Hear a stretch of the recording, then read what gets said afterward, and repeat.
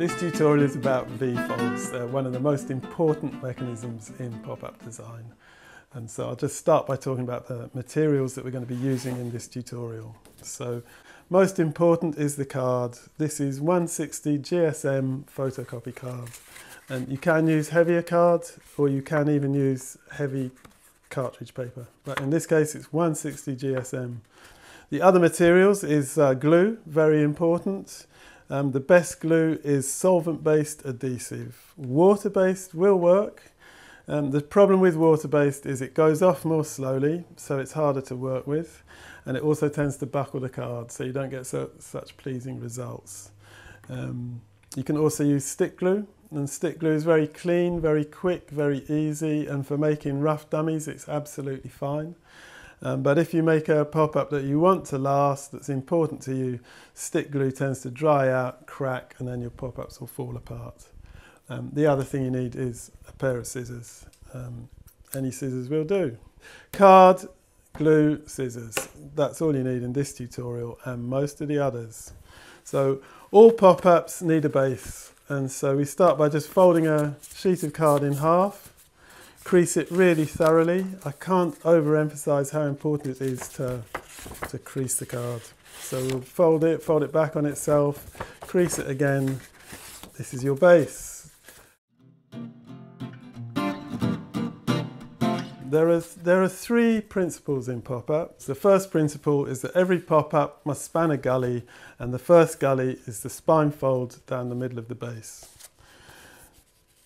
The second principle is that every pop-up must span a gully, so it must be stuck down on each side and it must be balanced on each side of the gully. So here's the gully. In this case with V-folds, which is what we're talking about in this tutorial, it's the angles that balance. So on the pop-up, the angles on each side are the same, and on the base, the angles on each side are the same. The third principle is that every pop-up creates gullies. So here we have a pop-up. This is a gully created in the middle, and here's a parallelogram stuck into it. So it's the pop-up rising, the gully, the basic gully opening raises the pop-up, and then the pop-up's gully opening raises the pop-up within it. And here's another example. This is, again, it's another V-fold, but in this case, the base opening opens the gully, raises the pop-up, the pink bit, and these two parallelograms are stuck into the gullies created by the pop-up. So the three principles: every pop-up must span a gully, every pop-up must be balanced on each side of the gully, every pop-up creates gullies which more pop-ups can be stuck into. So those are the three principles. So now we'll move on to the actual V-folds. There are 5 kinds of V-folds. This is the first one. This is the right angle V-fold. So the angles on the pop-up are both 90 degrees. So that's the first one. This is the second one. This is the acute angle V-fold. So the angles on each side of the gully are both less than 90 degrees. That's the second type of V-fold. The third, this is the pointy V-fold. So it's a variation on the acute angle V-fold really, but the top, rather than standing proud, it comes down to hit the page. So that's the third type of V-fold. Again, the angles on each side of the central crease are the same. The fourth type of V-fold, this is the obtuse angle V-fold. So in this one, the angles on the pop-up on each side of the central crease are both more than 90 degrees. That's the obtuse angle V-fold. And finally, we have the asymmetric V-fold. So here's the asymmetric V-fold. In this one, all 4 angles are different. The 2 angles on the pop-up are different. The 2 angles on the base are different. But still, the angles on the left on the pop-up plus the base equals the angles on the right on the pop-up and the base. So again, we've got balance. So those are the 5 types of V-fold. In this tutorial, we're just working with these two, the right angle V-fold and the acute angle V-fold. So I'll put these other ones away. They come up in a later tutorial.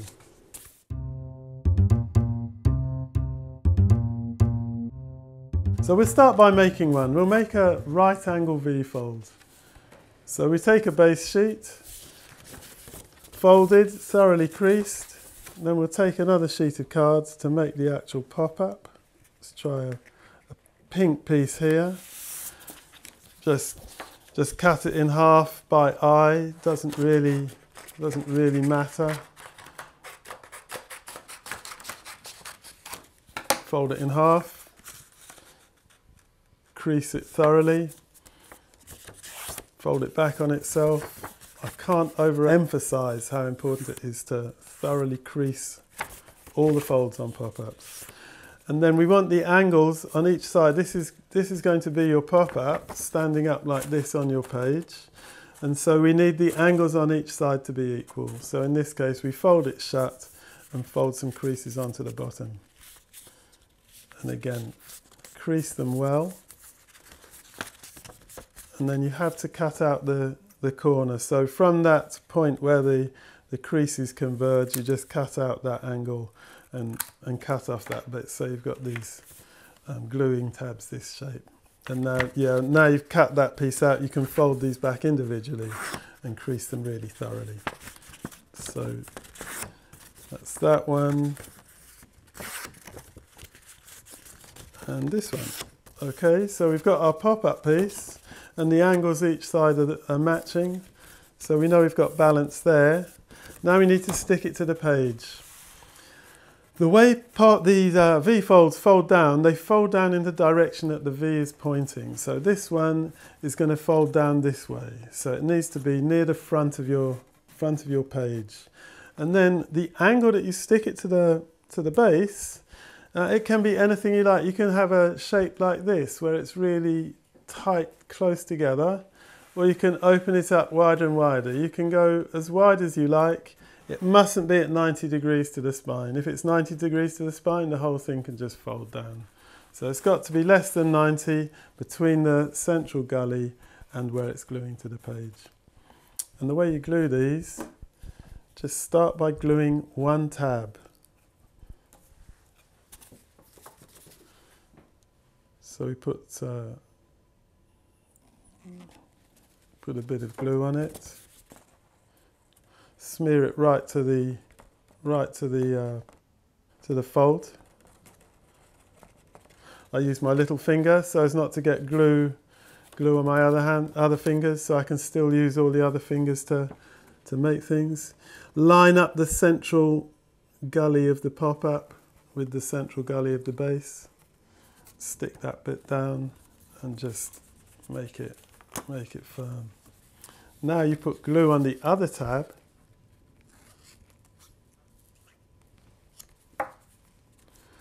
Smear it up to the crease.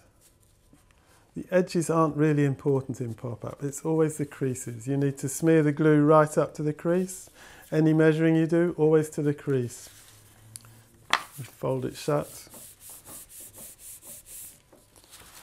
And here it is, the right angle V-fold. This type of V-fold, the right angle V-fold, is really good for architectural subjects. So here's one. This is one I've made. This is a right angle V-fold raising a garden. It's raising parallelograms. So this is the first parallelogram. It's glued into this gully of the V-fold. And then this is the second parallelogram glued into this gully. So as the page closes, the whole configuration lifts up and folds away. This book, Fantastic Fairy Tales by Ron Vandermeer, is all made of this type of right angle V-fold. So if we just skim through it, here's the first one. This is the V-fold raising this parallelogram house. To the next page, this is the V-fold. In this case, it's more open than the previous one. And again, you've got a parallelogram here, and you've got parallelograms here, glued into this gully where the V-fold glues to the page. This is the third one. Again, this is a right angle V-fold. And this little table here, this is a right angle V-fold, raising a parallelogram here. As the page closes, you can see the main one. This is folding down in the direction that the V is pointing, and the table, that's folding down in the direction the V is pointing, so they both fold away from each other. And this is the final one. This is a big right angle V-fold with an array of parallelograms. This is the first one glued into this gully. This is the second one built into this gully.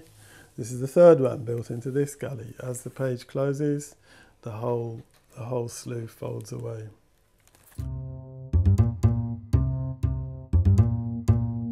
When you look at a pop-up, it's not absolutely flat. It tends to be at a slight angle. So when you look into this right angle V-fold that way, the fact that the page isn't completely flat doesn't matter visually. But if you look at it the other way around, so you're looking into the mountain fold of it, if the page isn't absolutely flat, the whole thing sags towards you. So that might be what you want as part of your design, but otherwise the way you cure that is you move into the acute angle V-fold. So here's an acute angle V-fold. The mountain fold is pointing towards you. The base doesn't have to be completely flat, and yet it still stands up upright. It's also good in that this type, if you're using it, the right angle V-fold, because it's near the front of the page, you don't have much room for illustration, text, or whatever you want. Whereas this type, the acute angle V-fold, because the V-fold down towards you, you can position the whole thing near the back of the page, and then you've got plenty of space, on your base for more illustration, more pop-up, text, whatever you like. So you can just look at this book. This is Beware of the Storybook Wolves. The paper engineering is by Corinne Fletcher. Lovely book. Here's a fairy made of a V-fold. It's actually an asymmetric V-fold. The V-fold is pointing up the page. So as you open the page, the fairy falls out of the book. And as you close the page, the fairy, jumps back into the book. So that's a really delightful use of that type of design, and the fact that the V-fold folds down in the way it's pointing. So now I'll show you how to make the acute angle V-fold. So you get your base sheet, and fold it in half, crease it really thoroughly.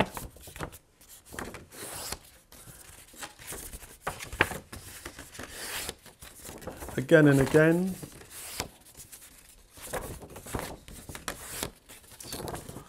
Right, here's the piece we're going to make the pop-up with. So fold it in half, crease it really well, and then whereas with the right angle V-fold, we just folded straight across the bottom edge. In this case, we're going to fold it up at an angle. So starting about ½ an inch up above the bottom corner, this is the folded side. Fold it up at an angle. And the angle you fold it at will determine the shape of the pop-up that you make. Fold it back on itself. When you open this up, the creases should be giving you a downward pointing arrow. It's really important that the arrow points down. If the arrow points up, that's an obtuse angle V-fold. Anyway, we'll cut the bottom into gluing tabs.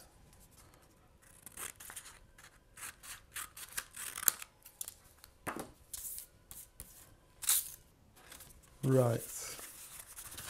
This is going to be your pop-up. This is going to stand like this on the page. Look at how it is when it's on the page, whether the tabs are actually going to overlap. Like if you're going quite tight like this, they're overlapping, so just trim a bit more off. So with these, you can decide how close you want the tabs to be sticking to the spine. They've both got to stick the same distance from the spine, or quite wide. The wider you go, the more the pop-up will lie down. And the closer, tighter you make the angle, the more the pop-up will stand up. So just again, to make sure the angles on the page match, we'll start by gluing one side.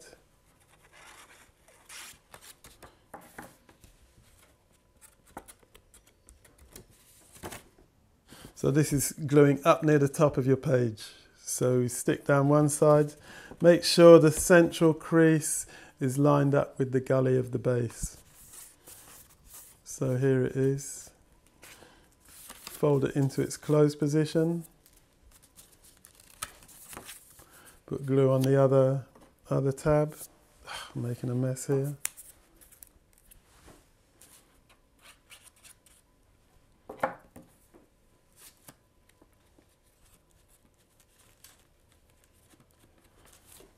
And then close the base.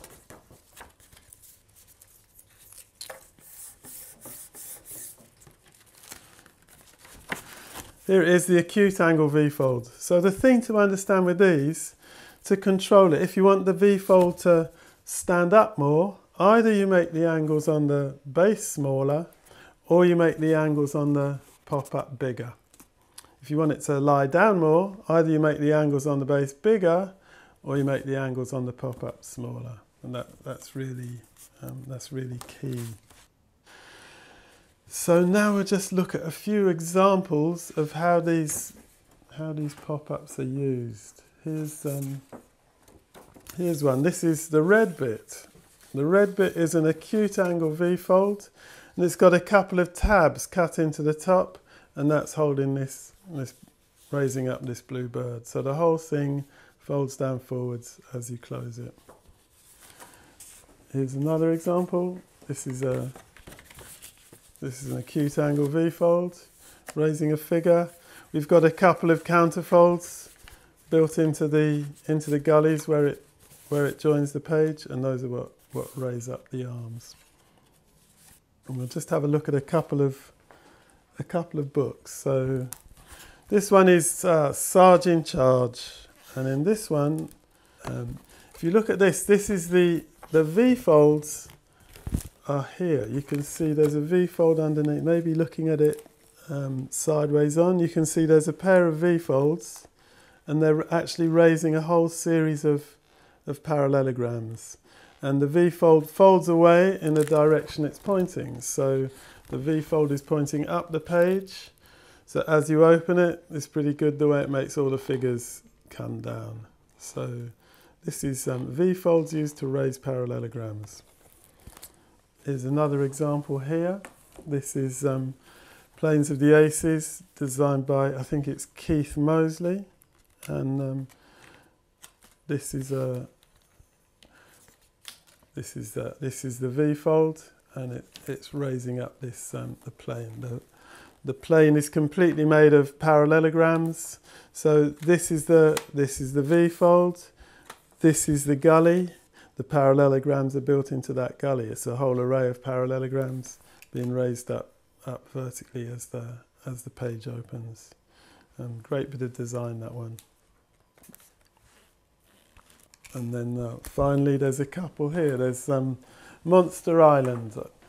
This is, I think, from 1979 or 1980. It's one of the really early sort of second wave of pop-up books. And so this one, this is a spread based on the right angle V-fold, and you've got a couple of counterfolds at the top here. So this whole bit, it could be like that, and by putting these extra creases in, it comes down and gives you this extra bit of dimension. That's a right angle V-fold. And then on the next page, this is an Acute Angle V-fold giving you this monster. And the way these arms work, that's all to do with slots. We do that in another tutorial. Finally, there's a little book called Popville, and the first spread, it's got a whole lot of these are really tiny V-folds with just one side projected up to give these treetops. So as you open and close it, yeah, and you can go on, and the trees turn into, and they start being replaced by machines. They're still V-folds. All the buildings are parallelograms. That's another tutorial. So that's it for this tutorial. Everything I've talked about is in this book, Pop-Up Design and Paper Mechanics, and everything I've talked about today is in this book and more.